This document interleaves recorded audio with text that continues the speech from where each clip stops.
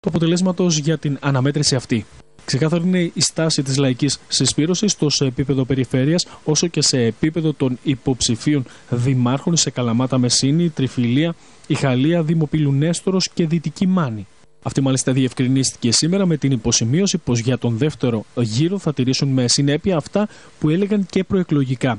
Δηλαδή, ο κόσμος που στήριξε τους συνδυασμούς σε περιφέρεια και τους δήμους της Μεσσηνίας να ρίξει το ψηφοδέλτιο της λαϊκής συσπήρωσης στην κάλπη. Στο Δήμο Δυτικής Μάνης, ο Παναγιώτης Μπασάκος βρέθηκε για λίγους ψήφους στην τρίτη θέση. Από εκεί και πέρα, σε ό,τι αφορά την απόφασή του για τον δεύτερο γύρο, ξεκαθαρίζει.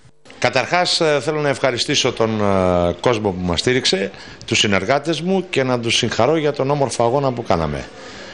Δυστυχώς, μείναμε τρίτη και με λίγη πίκρα, γιατί είναι ελάχιστη η διαφορά με την οποία χάσαμε. Όμως οι εκλογές αυτό έχουν.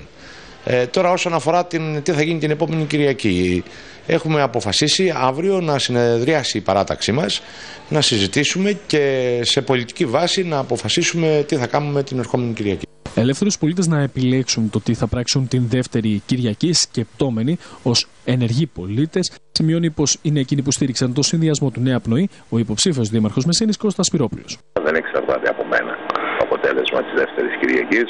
Εγώ, από ό,τι ξέρετε, είχα απευθυνθεί σε ελεύθερα σκεπτόμενους ανθρώπους, οπότε δεν μπορώ να αφαιτήσω τον εαυτό μου.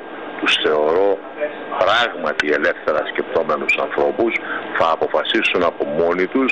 Είχαμε όλοι ένα όνειρο το πώς βλέπαμε το αύριο στη Μεσσήνη και με αυτό το όνειρο θα προχωρήσουν, πιστεύω, όλοι και θα πάρουμε τις αποφάσεις για τη δεύτερη Κυριακή. Θέλω να ευχαριστήσω όλους αυτούς που είμαστε μαζί στο ψηφοδέλτιο, το δικό μου, και όλους αυτούς που μας ετίμησαν με την ψήφο τους. Και εύχομαι να κάνουν τη σωστή επιλογή, απλώς να σκεφτούν και λίγο παραπάνω, ώστε πράγματι να έχουμε ένα Δήμο Μεσσήνης όπως τον ονειρευόμεθα όλοι.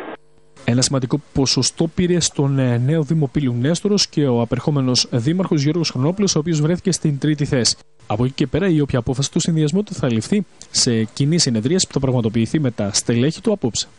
Θέλω να ευχαριστήσω όλους τους συμπολίτες μου και τους συνδημότες, οι οποίοι μας εμπιστεύτηκαν και έδωσαν την ψήφο τους σε εμάς στον ανεξάρτητο συνδυασμό της Ανεξάρτητης Δημοτικής Συνεργασίας. Πιστεύω ότι αυτό μας δίνει τη δύναμη ως συνδυασμό να δηλώνουμε παρόντες τώρα και στο μέλλον και να προσπαθήσουμε σε κάθε περίπτωση για το καλύτερο του τόπου μας. Προσωπικά, επειδή ως ανεξάρτητος συνδυασμός όλοι αυτοί που συστρατεύτηκαν μαζί μου έχουν άποψη, το βράδυ τους έχω καλέσει στις 8 η ώρα, έτσι ώστε όλοι μαζί να συναποφασίσουμε την πορεία μας, το πώς θα κάνουμε την επόμενη Κυριακή και πού μπορούμε για το καλύτερο του τόπου να αποφασίσουμε το τι θα κάνουμε.